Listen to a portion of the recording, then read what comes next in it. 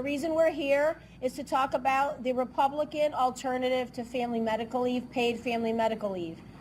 You've heard us and many people around the state talk about the concerns we have with the Democrats and the governor's proposal for paid family medical leave. It is a concept that I think most people agree with in concept, but as with anything else, it is how it's implemented. And unfortunately, the Democrats' proposal that we've seen is a payroll tax, plain and simple. A payroll tax that you cannot opt out of. You have no choice. You may never use it, and you cannot opt out of it. You can't opt in, nor can you opt out. We have a problem with the fact that it's a mandatory payroll tax because the state is taxed enough. We stick our hands in your pockets enough. So first of all, it is the mandatory payroll tax. It is the no chance of opting out. It is the fact that it will be insolvent in 2 minutes. And it is the fact that it will take 135 state employees to run at minimum.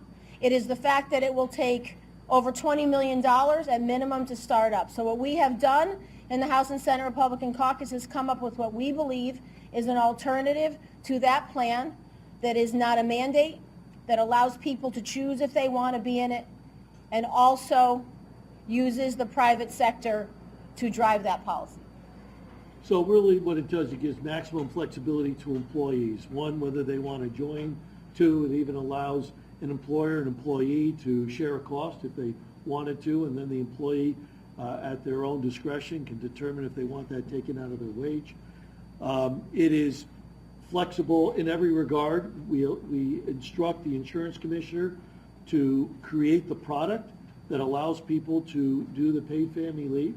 We take down the borders between New Jersey, New York, Connecticut, Massachusetts, and Rhode Island, all of which have paid family leave for different reasons.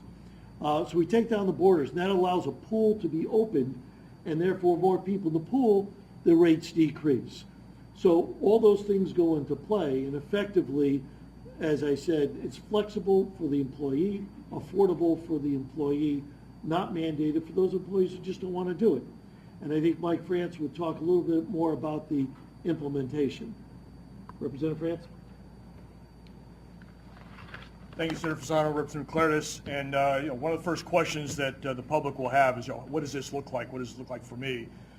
And one of the reasons, the first question would be, why do we need a law at all? Well, the way the insurance program works, the insurance commissioner can't just create program. We have to authorize the legislature to create this. So the first thing is to direct, as Senator Fasano said, the insurance commissioner to create the product within the constraints. And so as an example, how would this be modeled? And we have the family leave marketplace. So if you look conceptually, and once again, there's no mandate, no requirement that an insurance company offer this product in this way, but conceptually they could offer 3 different levels. They could offer a definition of family that's defined by the federal government, which is the most restrictive. They could offer a mid-tier plan of definition of family that is the current state definition, or they could offer the expanded definition that's included in this bill that generally aligns with what the Democrats have proposed as far as the definition of family. And then beyond that, two really the terms for insurance are an elimination period, which is the onset of the claim criteria and the time of payout. And the example we have here is up to 14 days. It could be something less than that, down to even 1 day or 0, depending on the cost that the employee or the employer want to incur.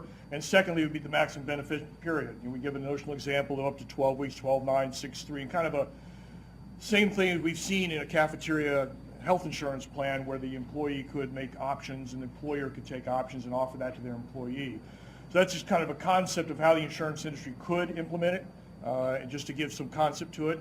The second private sector FML model kind of looks at current short-term disability that may be offered by an employer, and then an enhanced model that includes family medical leave. And as Senator Fasano talked to, there are really 3 options at that point. The employer could fully fund the enhanced short-term disability under family leave.